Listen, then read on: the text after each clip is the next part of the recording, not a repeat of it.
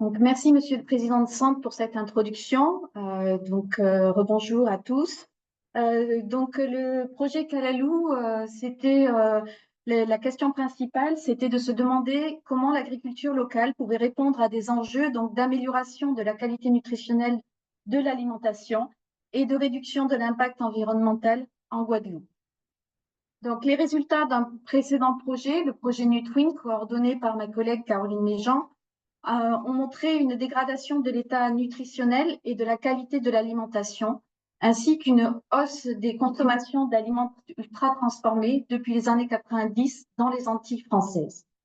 Nutwin a mis en lumière la coexistence de 4 profils alimentaires aux Antilles, dont un profil traditionnel, persistant chez les plus âgés, mais abandonné chez les plus jeunes, au profit d'un profil moderne de moins bonne qualité nutritionnelle. Dans le même temps, les importations par habitant de protéines animales, d'acides gras saturés et de sucre ont augmenté, et particulièrement celles issues de ces aliments ultra transformés. La production agricole locale ne cesse de décroître et le taux de couverture globale des besoins alimentaires est très faible et estimé à 35%, avec des grandes disparités selon les produits. Enfin, la Guadeloupe est un territoire insulaire qui est très vulnérable aux effets du changement climatique, comme la baisse des précipitations ou l'augmentation de la fréquence et de la violence des événements cycloniques.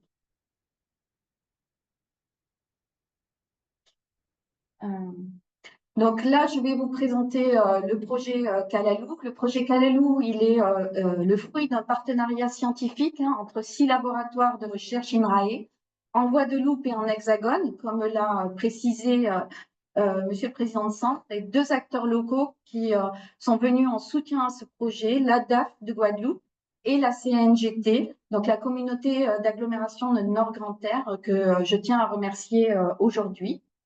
L'objectif de ce projet, c'est d'étudier un nexus alimentation, nutrition, agriculture, environnement, en utilisant une approche qui est assez originale, puisque on part de la fourchette pour aller jusqu'à la fourche.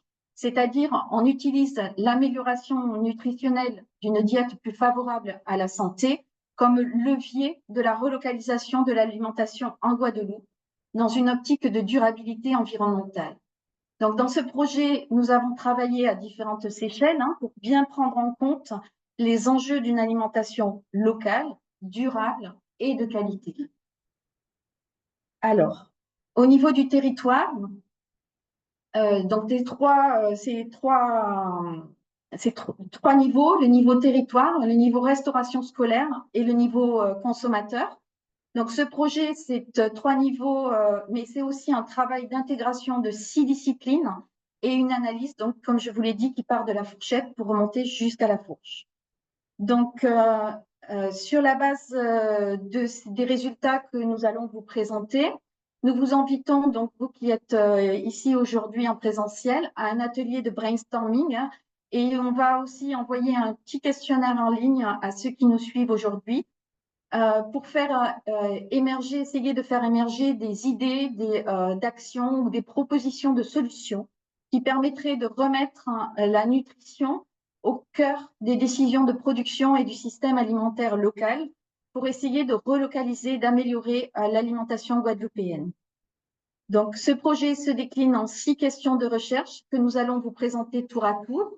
Donc, la première, c'est: est-il possible d'améliorer la qualité nutritionnelle de l'alimentation guadeloupéenne grâce à l'approvisionnement local? La deuxième, c'est: quelles sont les préférences individuelles pour des produits transformés locaux? La troisième, est-il possible d'augmenter l'offre de produits locaux en restauration scolaire?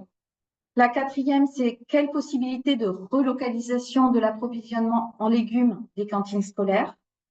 La cinquième se focalise sur les impacts environnementaux de scénarios d'approvisionnement local pour répondre à la demande. Et vous verrez que la première et la cinquième et sixième question sont très liées. Et la sixième et dernière question, c'est: quelle est la capacité de l'agriculture locale à satisfaire les besoins en production pour une alimentation saine?